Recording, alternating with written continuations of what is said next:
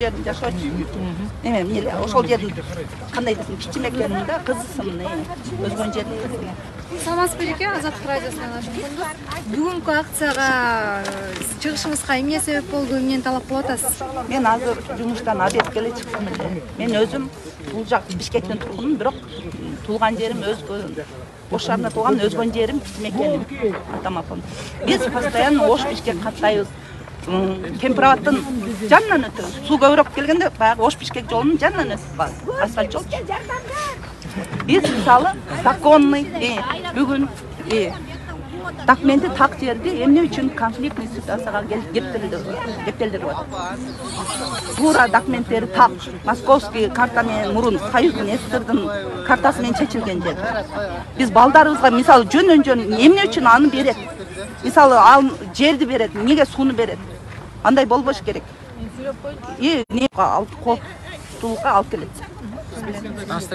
Я. Мен Касымалиева Гүлнара. Касымалиева Гүлнара. Мен айтып кетет элем, биздин Кыргызстандын конституциясы. Балдарыбызга кандай немени калтырабыз? Мен айтып кетет элем, кыргыздар ушуну түшүнүп койгула. Биздин Кыргызстандын конституциясында, водный конституцияда жазылган экен да. Кыргызстандын суусу жери сатылбайт, жана бийликке берилбейт деп. Эми ошол биздин мыйзамда турат, ошол конституцияда. Конституция это наше святое, да, баарыбыз аны кармашыбыз керек. Бирок ошол конституцияны эмнеге кармабайт атат биздин Садыр Жапаров, урматтуу президентибиз? Ушул суроого жооп берсеңер баарыңар. Ошол конституцияда жазылганда Кыргызстандын жери, суусу сатылбайт деп.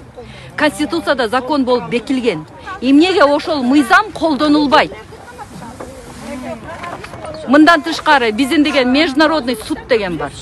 Ошого обращение кылсак болот. Особенно биздин экспаттар, биздин эмигранттар, биздин жаштар ошол международный сотко оңго обращение кылсак болот. Биздин мыйзамда водный кодексте жазылган Кыргызстандын суусу жери сатылбайт, бийликке берилбейт деп бекемделген биздин конституцияда. Аны ар бир биздин кыргыздын жарамы, ошондо дагы Кыргызстандын президенти, депутаттары муну ыйык тутуп, баарыбыз биз конституцияга баш ийишибиз керек. Биздин жерлер, биздин суулар сатылбашына конституцияда чоң тамга менен жазылып турат. Ошону биз международный сотко элге алып чыксак, если президент сатыбийсе, президентибиз сатыбейди, элдин талабын укпай атат, эл талап кылып атат, биздин жер суу сатылбасын деп. Анткени Кыргызстандын Кемпирабады 100% Google картадан карасаңар 100% биздин четте турат, биздин үйдө турат, биздин жерде турат.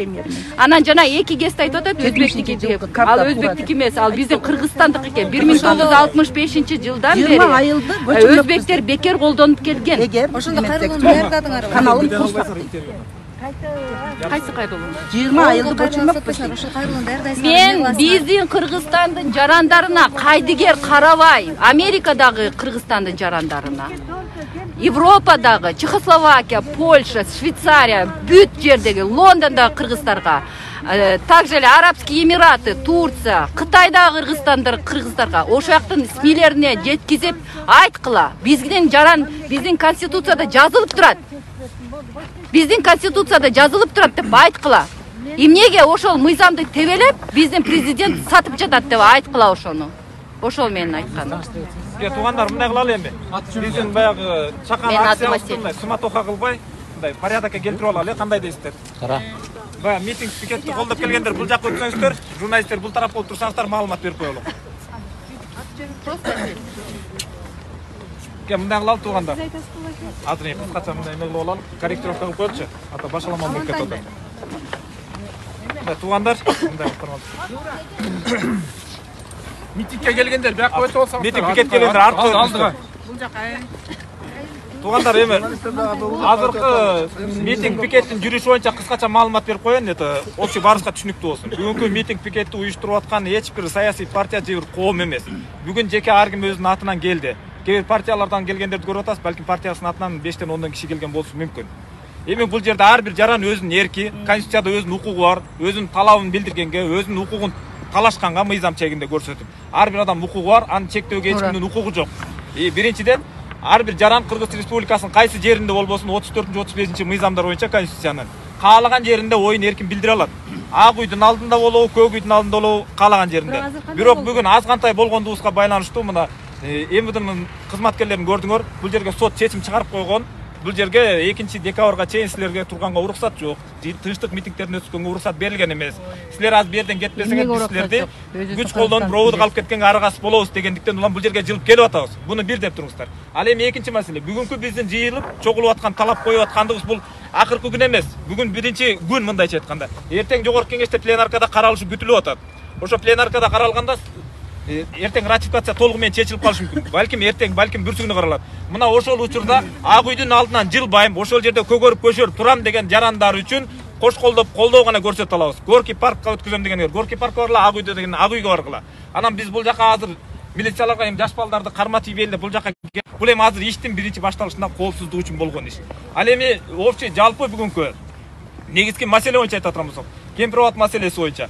Кемпир абад маселеси боюнча бул маселе кандайча жаралган, кандайча чечилүү жолдору бар. От и до буга чейин саясатчылардын баары айтып бүттү. Бул жөнүндө мындайча айтканда мектепте окуп жүргөн окуучусу да айтып бере алат. Бул маселе кандай жаралган, кандай чечилет, кайсы күнү чечилет. Бирок эмнегедир ушул күнгө чейин бул маселени чечилүү жолдорун, ичинде механизмдерин бизге өкмөттө көрсөтө алган жок. 36-39 протоколдордо кандай келишимдер келишилген, аны көрсөтө алган жок. Өкмөт элге муну талкууга койгон жок. Коомдук талкууга да койгон жок. Ачык көрсөтүп мындай түшүндүрмө да берген жок. Өткөндө Садыр Жапаров менен Камчыбек Ташиев элди кабыл алып, ушундай эле жарандык коомду кабыл алып туруп, мындай бир телеканалдарды, же бир журналисттерди, блогерлерди киргизген жок. Киргендердин баары жанында мындай аудио запись, видео запись кыла турган техникасы жок кирди. Ошондон улам көп маалымат элге жетпей калды. Алардын ошол жерде элге берген маалыматын алдын ала түшүнгөн мындай бир саясий чөйрөдө жүргөн опыту бар, тажрыйбасы бар адамдар кирген жокпуз. Алар эмне деп жооп берерин алдын ала билгенбиз. А кирип чыккандарды уктуңуздар өзүңүздөр.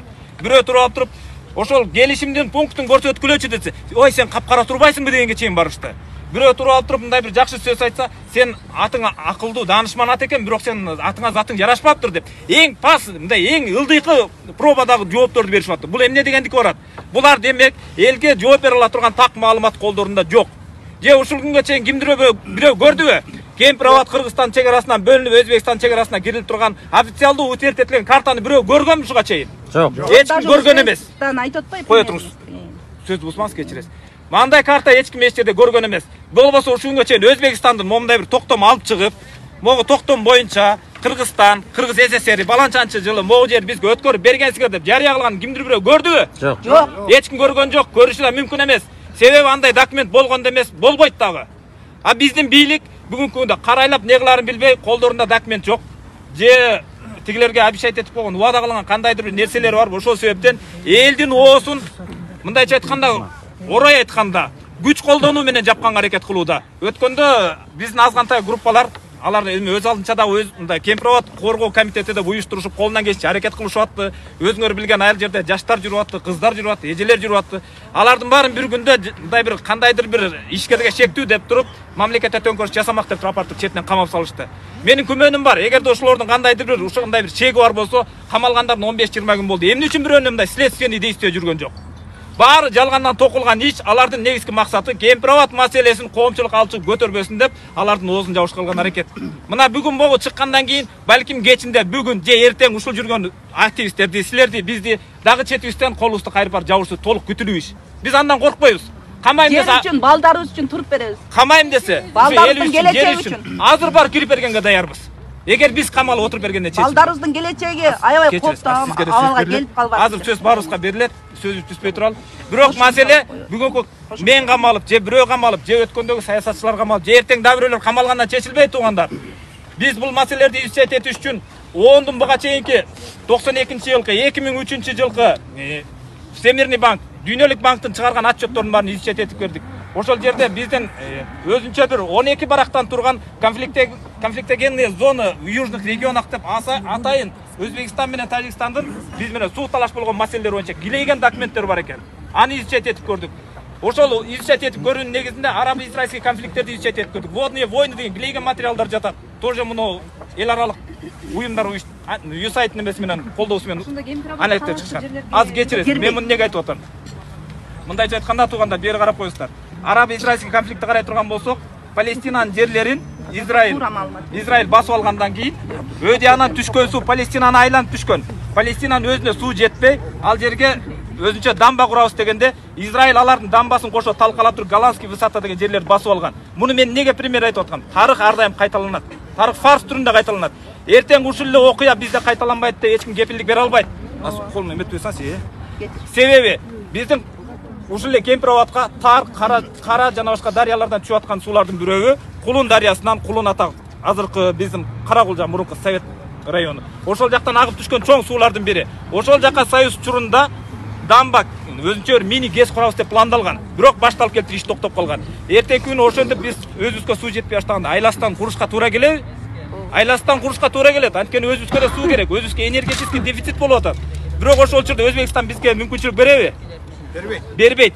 Муну айтып аткан себебим бул маселенин аркасында эртеңки күнү Өзбекстан менен суу талаштын аркасынан согуш чыкпай койбойт. 2010-жылы көрбөдүк беле? Этникалык топтор кандай жаңжал көтөргөн. Мына ошол нерсе дагы кайталанууга келип атат туугандар. Бүгүн биздин бийлик башында турган чоңдордун жаңылыштыгы менен биздин 10-15 жылдан кийин чоң бир саясий политический бул жерде жарылуу калып барат. Муну чечүүнүн жолдорун азыртан айта турган болсок, бүгүнкү күндө жогорку кеңеште билесиңер депутаттар, баары марионетка куурчак болуп калган бийликке. Булар азыр токтото албайт. Булардын бирден бир гана токтотуп кете турган мүмкүнчүлүгү баары мандатын ташташ керек да жогорку кеңеште чыгып кетиш керек. Жогорку кеңеште чыгып кеткен күндө ратификациялоодон жок дегенде биз 2 ай 3 ай убакыт алабыз. 2 ай 3 ай убакыттын ичинде эл да толук түшүнөт деген үмүттөбүз. Башка жол жок. Айталиев Бекназар. Азыр туугандар эми берде сүйлөйм дегендер болсо, Аселя айым сиз жүрөсүз. Келип бул жерде сүйлөңүздөр, микрофон эркин, оюңуздар билдириңиздер. Бизге бирөө кетсин, келбесин деген маселе жок. Бизде Кемпироват берилбейт, калсын деген гана маселе. Мен бир немени айтып коеюнчу. Кыргыздар азыр деген бийлик силерди алып кетип же милицияны көрсөтүп же биздин 20 активистти алып кеткенде биздин кыргыздар коркуп атат. Коркпогула. Ар бирибиздин өзүбүздүн жарандык позициябыз жөн эле сен өзүңдүн жүрөгүңдөн чыгып турган жериңди бергиң келеби башка өлкөгө же бергиң келбей, ошол позицияны ар бириң бирден билдирип чыгышыңар керек. Анткени биздин акыркы азыр шансыбыз турат, көпчүлүгүбүз менен, максатыбыз турат, көпчүлүк менен биз өзүбүздүн жерибизди алып калбасак, анда кулчулукка биринчи кадамдар ташталды деп ойлой бериңер. Анткени бул биринчи гана биздин жерлер кетип калган жок. Азыр өзбектерге бүгүн сатылып атса, эртең тажиктерге, казактарга ушинтип кете берет. Ошон үчүн мекен деген бул эмне? Мекен сенин үйүң. Мекен деген сенин кавчегиң, сени коргоп турган бул мекен сеники, сенин үйүң. Сен бербешиң керек аны. Берсең сен эч жака батпайсың. Батсаң дагы сен аякта третий сорт болосуң.